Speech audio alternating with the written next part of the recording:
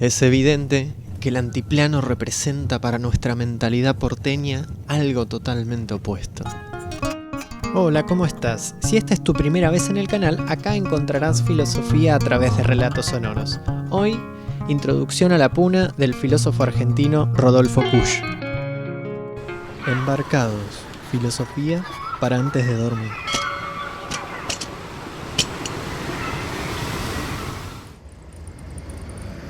Es evidente que el antiplano representa para nuestra mentalidad porteña algo totalmente opuesto. Por eso, los que se identifican con la actividad inteligente y emprendedora de nuestra gran urbe lo pueden ver como un infierno situado a la espalda del país, como los Balcanes, según dijo alguien con algún desprecio, como algo que está en ese margen de nuestra vida, donde un viaje es una indiscutible pérdida de tiempo. Y esto es natural. El antiplano es un exabrupto geográfico y nosotros, aquí en Buenos Aires, fuimos educados para un mundo sin exabruptos, un mundo plácido con todas las cosas materiales y espirituales a mano. De ahí que un viaje al antiplano sea entonces un ritual. Y emprenderlo con simpatía ya implica algo así como una expiación o iniciación en el caos. Así lo presentimos al cruzar las Salinas Grandes al norte de Córdoba. Lo advertimos en los pueblos muertos que encontramos a la vera del camino hasta la quebrada del Humahuaca. Y finalmente se nos hace carne cuando en plena noche llegamos a los 3.900 metros de altura. Ahí nos penetra la puna. Sentimos náuseas, dolores de cabeza y estamos incómodos. Abrimos la ventanilla y un aire helado nos corta la cara en pleno enero y contemplamos atónitos el jadeo y el chisporroteo de la locomotora como si se abriera paso en medio de la piedra para alcanzar antes de Purmamarca el antiplano. Ahí ya estamos en el borde de nuestro reino inteligente. Cesa entonces nuestra actitud ciudadana que arremete contra todo el mundo y el mundo comienza a arremeter contra nosotros. Los episodios se convierten en símbolos y comenzamos a vivir otra vida. Y nos asombramos de sobrevivir en medio de tanta piedra y de ver cómo sobreviven los otros, los coyas, con los pequeños sembrados, su minúsculo y mezquino trueque, sin queja alguna, en medio del silencio contagioso de la piedra. Es que hay viajes que son como la vida misma. La vida se siente cuando se la enfrenta con el absurdo, cuando se pone el pie en la huella del diablo. Solo entonces se la palpa. Y el viaje, un auténtico viaje, consiste en ir al absurdo ubicado en algún lugar de la tierra, lejos de la cómoda y plácida ciudad natal, junto mismo al diablo. Porque el diablo está en los precipicios escalofriantes, en el miedo ante la enfermedad circunstancial, en la tormenta, en la lluvia, o en el granizo despiadado, o mismo en la súbita detención del tren por algún derrumbe de la montaña. Ahí reencontramos los grandes temas que hemos olvidado en la gran ciudad. La vida junto a la muerte, el bien junto al mal, Dios y el diablo. Ya lo decían los antiguos quichuas, quienes veían las cosas como desde el fondo de la historia. Pensaban ellos que el sentido del mundo se repartía entre lo masculino y lo femenino, el kari y el warmi, en la misma manera como los chinos distinguían el yin y el yang.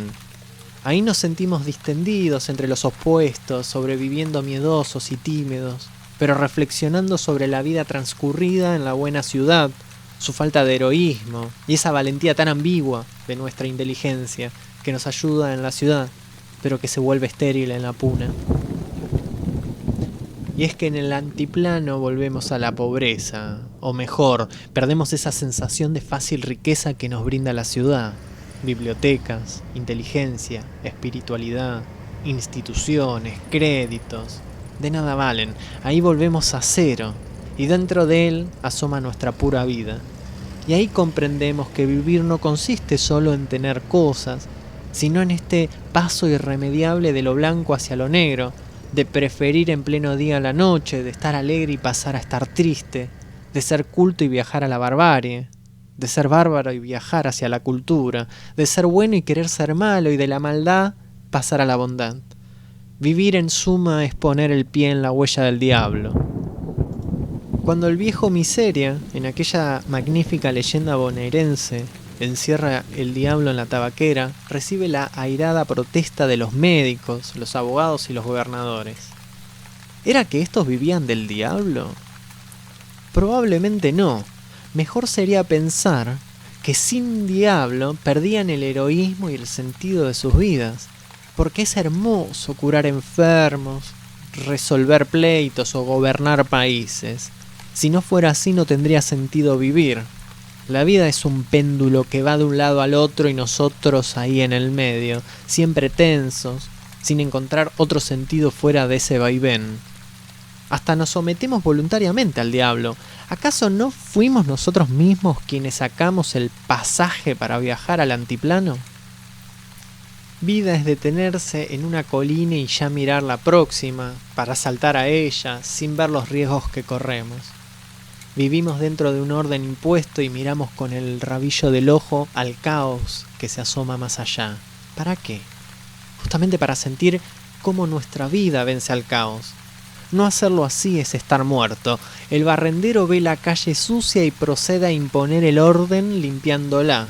Los bohemios se ven fascinados por el caos que se le asoma a cada instante en la esquina de su casa. El ama de casa corre los muebles cada tanto para cubrir el caos que se le asoma en los rincones. Son formas menores, aunque profundas, de poner el pie en la huella del diablo. Y no se trata solo del diablo, sino de repetir, en cierta manera, la gesta divina. Dios creó el mundo para verse a sí mismo, y nosotros hacemos otro tanto.